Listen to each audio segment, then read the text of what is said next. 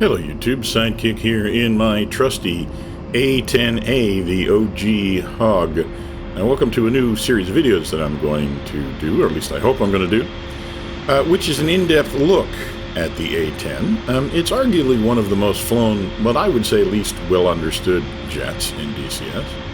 So I'm going to take a look at where the A10 came from, why it looks like it does, and why it flies the way it does as well. Along the way, I think we're going to talk about how to put the A10 in its native environment in DCS and how to get the most out of it when you do.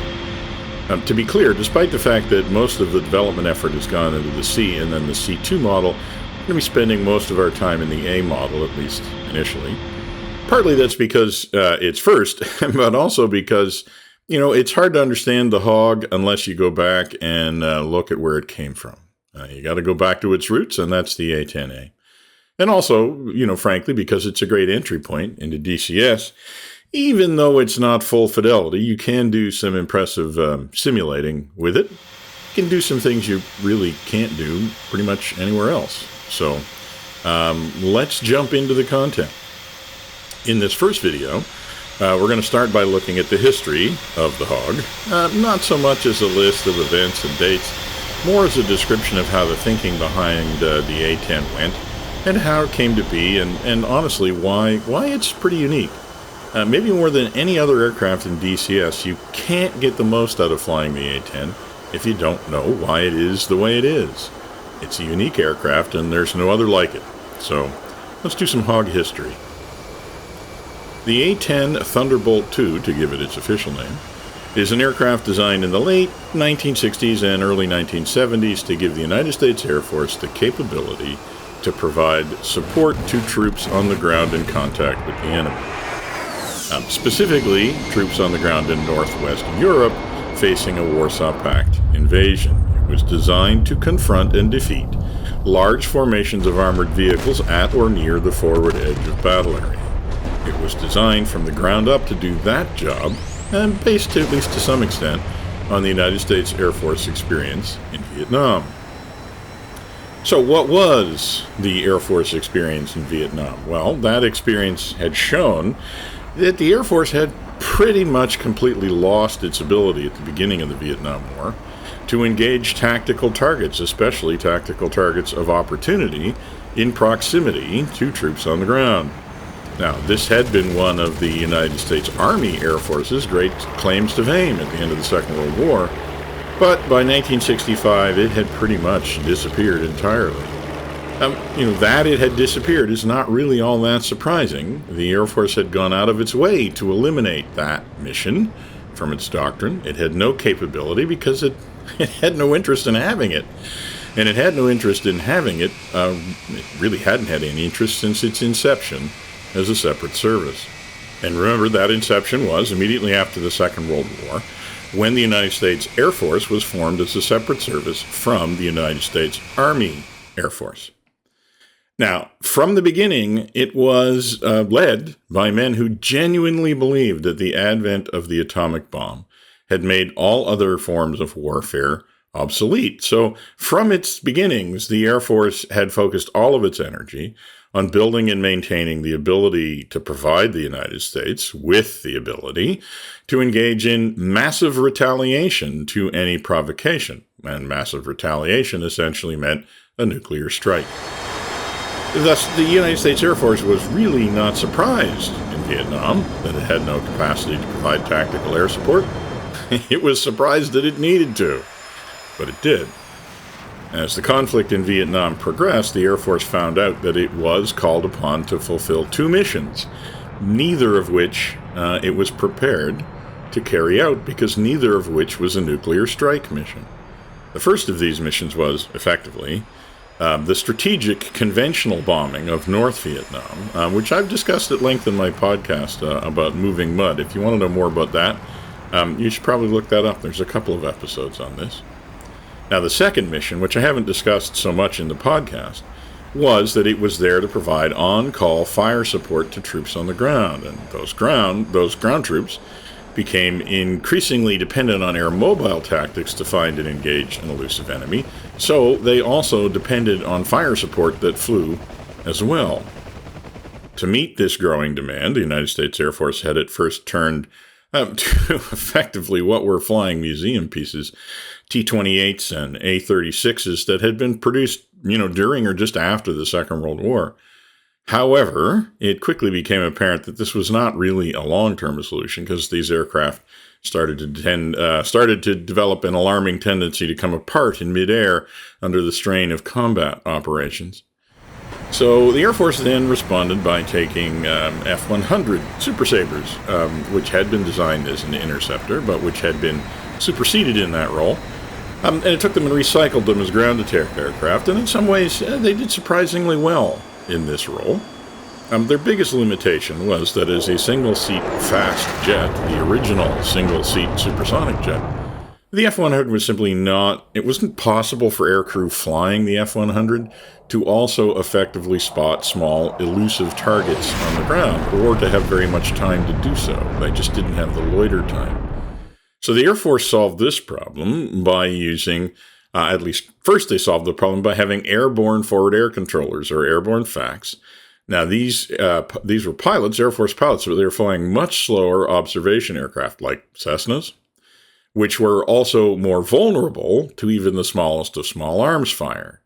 Now, the other solution that the Air Force settled on eventually was then to also procure genuine ground attack aircraft from the United States Navy, which must have been a little bit galling to the Air Force brass, especially since these were aircraft that the Navy had going spare because the Navy had made them obsolete.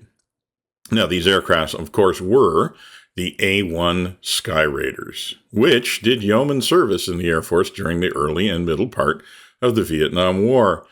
But as the Vietnam War moved on, the A-1 began to increasingly show its age, in particular as the conflict moved from a counterinsurgency in, say, 1967 and 68, towards a more conventional armed confrontation between the North and the South, basically in 1972. The Sky Raiders were just deemed to be too slow and too vulnerable to operate in what was rapidly becoming a modern combat environment. They could survive against insurgents using heavy machine guns for air defense, but not against regular troops using heavier AAA or even the early IR Manpads missiles. Still, though, there were those in the United States Air Force, and definitely those in the Army, that missed the capability that the A-1 provided. The modern fast jets could simply not support troops on the ground the way a classic fighter bomber in the World War II mode of the original P-47 Thunderbolt had. The fast jets were just, too fast. They also consumed avgas at prodigious rates, and thus they came and went very quickly. And while they could deliver impressive payloads, those payloads had an alarming tendency not to land on the enemy, and an even more alarming tendency occasionally to land on friendly troops. So something different was clearly needed. Now, there were basically two schools of thought about how the United States Air Force should solve this problem. The first, honestly, was to get the Air Force out of the business of true tactical air support entirely. This school of thought wanted to focus either on deep strike aircraft or on multi-role fighters. This school of thought held that flying slow and close to friendly and enemy troops was not a mission for fixed-wing aircraft anymore.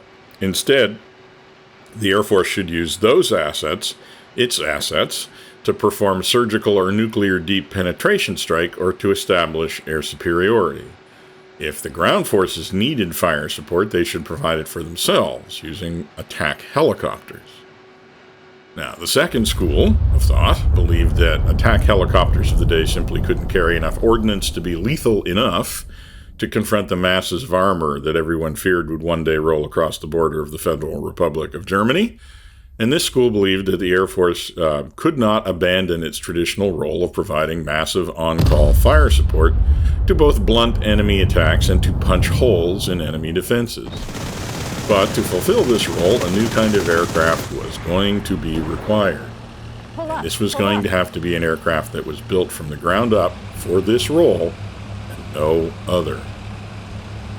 So in the very late 1960s, Confronted with the serious shortcomings demonstrated in Vietnam and with the increasingly dire threat as the Warsaw Pact maintained its pretty massive quantitative advantage while also deploying much more advanced weapon systems, the need seemed pretty urgent enough that the true tactical air power enthusiasts managed to actually win at least a chance to prove their doctrine.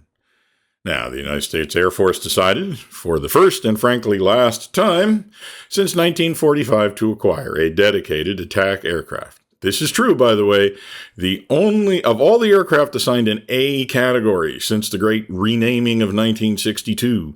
The A-10 is the only operational jet designed for the Air Force. All of the others were designed for the Navy. Although the Air Force had to buy some of those eventually, but I digress. However temporary the insanity was, for a time in the early 70s, the United States Air Force went all in on designing a modern, close air support aircraft. Well, what did that mean? Well, in brief, the new fighter-bomber design was to be designed purely and simply to find and destroy enemy armored vehicles in large formations, which included significant organic air defenses. As such, the new design needed to focus on loiter time, both in order to be able to respond to calls for fire, but also to allow the ability to allow the pilot to find and identify enemy formations so they could be engaged effectively. The new design also needed to be focused on survivability, both of the pilot and the aircraft. It needed to have a large payload, but it also needed to have significant organic anti-armor firepower. The new aircraft had to be a tank killer all on its own, using a gun. So the Air Force started that search, actually in 1966, with an initial call for proposals for an AX aircraft. This eventually, after a number of iterations, was refined down to the final request for proposals that appeared in May of 1970 and was responded to by Northrop Grumman with the YA-9 and by Fairchild with what became the A-10. The A-10 eventually won the competition after a fly-off with the YA-9. Now, the A-10, the winner, was a low-wing, straight-winged aircraft with a split rear stabilizer, powered by high-bypass turbofan engines, which were mounted outside the aircraft fuselage at the rear of the aircraft above the horizontal stabilizer.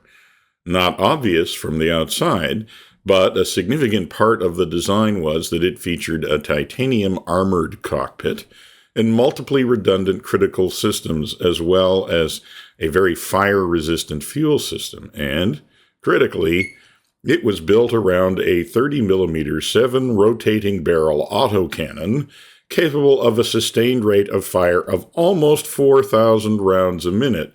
Critically, it carried almost 1,200 rounds of ammunition, or about 35 half-second bursts, which meant that on a really good day, a single A-10 could be a lethal hazard to the better part of 2 companies of armored vehicles, all on its own. So what do we know about the A-10 in DCS? Well, the A-10 is heavy. Now, that it's heavy because it has significant amounts of armor for the pilot. It has solidly built redundant protected systems, and it has a very fire-retardant fuel system, including self-sealing fuel tanks. It uses very fuel-efficient engines. The high-bypass turbofans are very efficient, but they also have fairly low exhaust temperatures, and they're mounted high above the horizontal stabilizer, and they're mounted far apart, which makes them very low IR signature and makes the A-10 a difficult target for IR missiles, but it generates a lot of drag. Now, it has thick, high camber wings, which means that it is capable of very tight turns at slow speed. This is great for keeping ground targets in view, but again, those wings generate a lot of drag. So the net result of this is that it's slow. But it's slow on purpose. It's meant to be slow so that it is not only a stable platform from which to attack the enemy, but also a stable observation platform from which to find them. It has great visibility all around, particularly over the nose. And, critically, it's built around that massive Gao gun cannon, with a really massive ammo load. Not just a very effective cannon, but lots of ammunition. And, because it's slow, it provides a very stable gun platform. And so it's capable, literally, of finding and engaging multiple targets in a single mission. In short, it's not fast. Pull up. It's not pretty. It's designed for kill ratio. And what I mean by that is that when you fly the A-10, you pretty quickly figure out that kill ratio is king. In other words, the A-10 is not just designed to put a load of ordnance on the target and disappear. It isn't just an ordnance delivery platform. It really is a weapon system designed to counter the specific threat that it was expected to encounter, meaning massive columns of armored vehicles moving forward relentlessly to roll over outnumbered and outgunned NATO ground forces. So it is important that the A-10 be able to destroy lots of those vehicles on every mission while retaining its own survivability. Really, to get to grips with this fundamental function of the A-10, you really have to understand the threat that it was expected to face. So, in the next one of these videos, let's take a look at what was going to happen if the balloon really did go up, if the Warsaw Pact had invaded West Germany in the 1970s or the 1980s at the height of the Cold War. That's it for now. This is going to be Sidekick, signing off.